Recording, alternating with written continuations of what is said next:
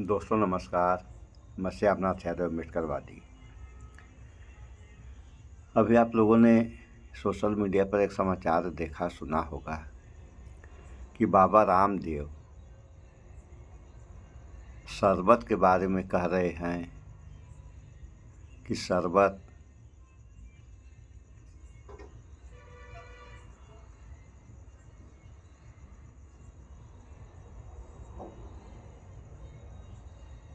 तो इनका कहना है अब ये शरबत जिहाद चला रहे हैं।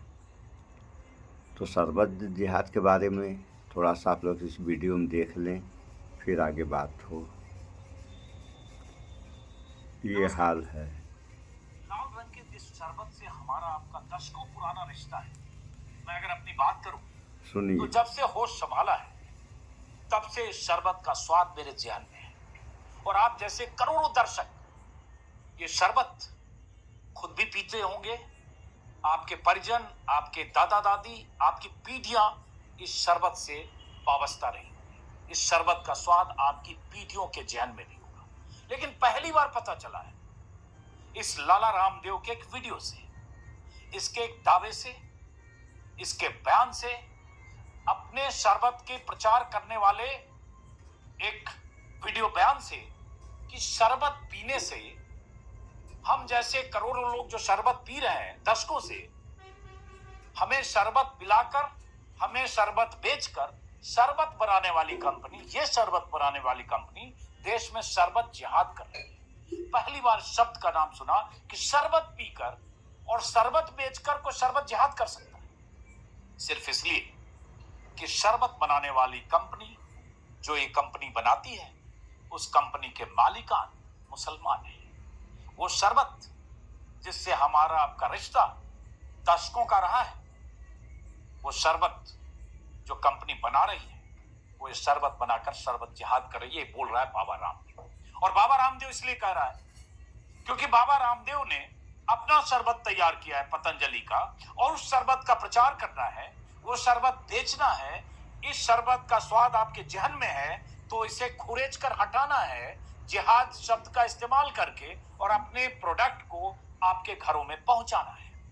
अब आप तय कीजिए इस वीडियो को देखकर कि मैं क्या कहने जा रहा हूं। लेकिन उससे पहले मैं चाहता हूं लाला रामदेव व्यापारी बाबा के इस वीडियो को के कुछ चुनिंदा हिस्से को सुनिए। क्यों मैं मजबूर हुआ शरबत के इस बोतल को मंगाने के लिए। कई साल बाद मैं भी आज पी रहा हूं, मीठा कम पीता हूं, मीठा कम खाता हूं इसलिए।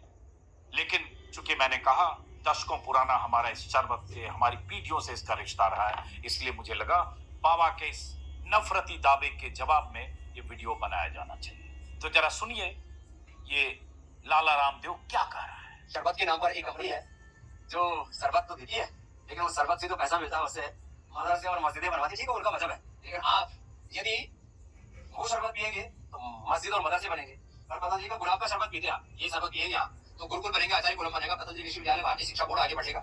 इसलिए मैं कहता हूँ ये शरबत जिहाद भी, जैसे लव जिहाद, बूट जिहाद चल रहा है ना, ऐसे शरबत जिहाद भी चल रहा है। तो आपको इस शरबत जिहाद से बचाना है तो सब तक ये शरबत में इसे टेस्टी फ्रेशनेस, ऐसे एक घुट पीते ऐसे लगता है ताजगी, मानो सारे ब्रह्मांड की ऊर्जा, एनर्जी, फ्रेशनेस आपके भीतर आ गई। सुन लिया आपने, ये कारोबारी व्यापारी बाबा कह रहा है शरबत के नाम पर एक कंपनी है जो शरबत तो देती है लेकिन शरबत से जो पैसा मिलता है उससे मदरसे और मस्जिदें बनवाती है। और ये इसलिए कह रहा है क्योंकि शरबत की इस कंपनी के मालिक मुस्लिम है। ये अलग बात है कि शरबत की ये कंपनी 115 साल पुरानी है। कौन सी कंपनी है बताते हैं, पहले इस कारोबारी बाबा के उस बयान की बात। उस बाबा ने कहा यदि आप शरबत पिएंगे तो मस्जिद मदरसे बनेंगे, अगर पतंजलि का गुलाब का शरबत पिएंगे तो गुरुकुल बनेंगे, आचार्य कुलम बनेगा, पतंजलि विश्वविद्यालय बनेगा।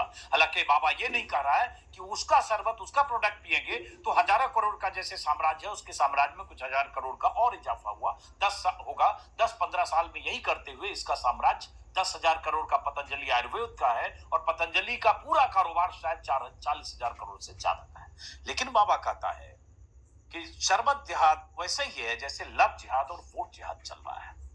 वैसे शरबत जहां, क्या आपको लगता है रूह अफ़ज़ा, अब मैं नाम बता रहा हूं, अगर आप रूह अफ़ज़ा से नहीं परिचित हैं तो आप अपने दादा दादी पिता अपने घर में किसी बुजुर्ग से पूछिए। मुझे लगता है इस देश का हर परिवार किसी न किसी ढंग से कभी न कभी रूह अफ़ज़ा का स्वाद जरूर ले चुका होगा। मैं अगर अपनी बात करूं तो मुझे याद आता है 40-45 साल पहले के वो दिन जब बिहार के छोटे से शहर बेगूसराय में रहता था। गर्मियों के मौसम में हर परिवार हर घर में रूह अफ़ज़ा की ये बॉटल आती थी। अपनी पसंद के मुताबिक लोग अपने मेहमानों का स्वागत शरबत पिलाकर करते थे और तब से जहन में रूह अफ़ज़ा का नाम दर्ज है, इसका स्वाद दर्ज है। गुलाब की महक है, मीठापन है, एक खास किस्म का एहसास है, आपकी रूह को ठंडक देने वाला एहसास है। ये कहते वक्त लगेगा मैं रूह अफ़ज़ा का प्रचार क्यों करूं, रूह अफ़ज़ा का मैं प्रचार नहीं कर रहा। मुझे लगता है ऐसा नफरती कारोबारी बाबा इस देश में अगर किसी प्रोडक्ट के खिलाफ, किसी शरबत के खिलाफ, किसी ब्रांड के खिलाफ इस तरह से दुष्प्रचार करे कि उसे ये कहे कि उसका मालिक शरबत बेचकर शरबत जिहाद कर रहा है, उसे मस्जिदें और मदरसे बना रहा है और उसके बदले में वो कह रहा हमारा प्रोडक्ट पियो, तो मुझे लगता है ऐसे बाबा के प्रोडक्ट को तो छोड़िए, उस बाबा की प्रवृत्ति के खिलाफ वीडियो बनाकर अपनी बात जरूर कहनी चाहिए। और आप दर्शकों को तय करना है कि इस बाबा के उस शरबत में आपको एक फ्रेशनेस महसूस होता है या रूह अफ़ज़ा के इस शरबत के साथ। बाबा जो कह रहा है रामदेव, इनकी ये पुरानी फितरत है। बीते 12-13 सालों में, खासतौर से 11 सालों में, 10.5 साल मोदी की सत्ता में आने के बाद से इनकी जो तरक्की हुई है उसमें मोदी की सत्ता का और इस दौर का बहुत योगदान है। कभी स्वदेशी के नाम पर, कभी राष्ट्रवाद के नाम पर और अब जिहाद के नाम पर। लेकिन अगर कोई नफरती आदमी कहता है अब क्या है रूह अफ़ज़ा से, किस कंपनी का रिश्ता जिसकी वजह से ये शरबत जिहाद कर रहा है। रूह अफ़ज़ा बनाने वाली कंपनी का नाम है हमदर्द। बाबा के इस वीडियो को देखने के बाद थोड़ा मैंने रिसर्च किया जानने के लिए कि हमदर्द कंपनी, हमदर्द दवाखाना, हमदर्द इंडिया क्या है, इसका क्या बैकग्राउंड है और क्या किसी कंपनी के मालिक के मुसलमान भर हो जाने से किसी जिहाद का हिस्सा है या जिहादी हो जाता है। तो रूह अफ़ज़ा का मुझे विज्ञापन दिखा, मुझे मेरे सहयोगियों ने प्रिंट आउट निकाला। इसमें Rooh Afza drink of India, नीचे तिरंगा झंडा है, उसमें इसका ब्रांड के नीचे इनका टैगलाइन है। अब ये कह रहा है मस्जिद और मदरसे बनाएंगे। पहली बात, मस्जिद और मदरसे भी कोई बनाता है कोई गुनाह नहीं करता है। हर आदमी अपनी कौम के हिसाब से अगर कोई धार्मिक कार्य, चैरिटेबल काम करता है, गलत नहीं करता है। लेकिन क्या शरबत बेचकर जो पैसे आ रहे हैं हमदर्द इंडिया को, उससे मस्जिदें और मदरसे बन रहे हैं? गलत। 600 करोड़ की कंपनी है। गूगल सर्च किया, पता चला एक प्राइवेट मेडिकल यूनिवर्सिटी है जिसमें दुनिया भर के मेडिकल साइंस से जुड़ी हुई पढ़ाई होती है। उस पर आने से पहले हमदर्द इंडिया के बारे में जब मैंने जाना तो पता चला 115 साल पहले अब्दुल मजीद थे, हकीम अब्दुल मजीद, जिनका जन्म 1883 में हुआ था। उन्होंने यूनानी चिकित्सा पद्धति का अध्ययन किया और पारंपरिक चिकित्सा के कारोबारी बन गए। 1906 में उन्होंने, अब्दुल मजीद ने पुरानी दिल्ली में हर्बल दुकान खोलने का फैसला किया, जो तब भारत आजाद हुआ नहीं था, और उन्होंने एक दवाई तैयार की और उसके बाद फ्रेशनर, एक रिफ्रेश करने वाला एक शरबत तैयार किया जो हीट स्ट्रोक और डिहाइड्रेशन उसमें मदद करे। और बाद में उन्होंने जड़ी बूटियों और बाकी फूलों के अर्क को मिलाकर एक रिफ्रेशिंग ड्रिंक बनाया जो जिसका नाम रूह अफ़ज़ा रखा और उसके बाद ये ड्रिंक हिट हो गया। मतलब अब्दुल मजीद ने, जिनका निधन ही हो गया 1922 में, मतलब 100 साल पहले उनका निधन हो चुका, तब उन्होंने रूह अफ़ज़ा तैयार किया। प्रोडक्ट मतलब 100 साल पुराना प्रोडक्ट, आजाद भारत का प्रोडक्ट, स्वदेशी प्रोडक्ट। अब्दुल मजीद का निधन हो गया। उसके बाद उनकी बेटी राबिया, उनकी पत्नी माफ करें, राबिया बेगम ने हमदर्द को आगे बढ़ाया, एक ट्रस्ट घोषित किया है कंपनी बनाकर, और उसके बाद मुनाफे का ज्यादा हिस्सा लोक कल्याण में खर्च करने का उन्होंने फैसला किया। फिर उनके बेटों ने हमदर्द कंपनी को आगे बढ़ाया। भारत आजाद जब हुआ, विभाजन हुआ, तो एक बेटा पाकिस्तान चला गया, उसने पाकिस्तान में अपना हमदर्द के नाम से एक प्रोडक्ट बनाया। 71 वार के बाद एक बेटा बांग्लादेश में, उसने हमदर्द के नाम से एक कंपनी बनाकर रूह अफ़ज़ा प्रोडक्ट बनाया। और उसके बाद अभी हमदर्द इंडिया का भारत में 600 करोड़ से ज्यादा का कारोबार है, जो गूगल सर्च में मिला। और यूनिवर्सिटी है, बाकी और धार्मिक काम भी करते होंगे, चैरिटेबल काम भी करते होंगे। इन सबसे ऊपर बहुत शानदार और आपके जहन को तरोताजा करने वाला शरबत, कोई प्रोडक्ट, कोई कंपनी 100 साल से ज्यादा वक्त से बना रही है, उस प्रोडक्ट को, उस कंपनी के प्रोडक्ट को खारिज करने के लिए। तो सुन लिया आप लोगों ने ये वही बाबा रामदेव हैं जिनके साथ 14 प्रोडक्ट टेस्ट फेल पाए गए और देश विदेश हर जगह इन्हीं की कहानी है कि भ्रामक विज्ञापन के कारणवश सुप्रीम कोर्ट में इनको पेश होना था, तो पहले तो पेश नहीं हो रहे थे और जब पेश हो गए तो क्या कहानी इनकी बनी आप लोगों ने देखा कि ये आसन बताते हैं, प्राणायाम बताते हैं, तमाम प्रकार के जो है व्यायाम बताते हैं। तो जब इनकी पेशी हो गई सुप्रीम कोर्ट में तो वहाँ पर ये भी वहाँ जाने के बाद भी ये जो है लोटासन करने लगे और अपने को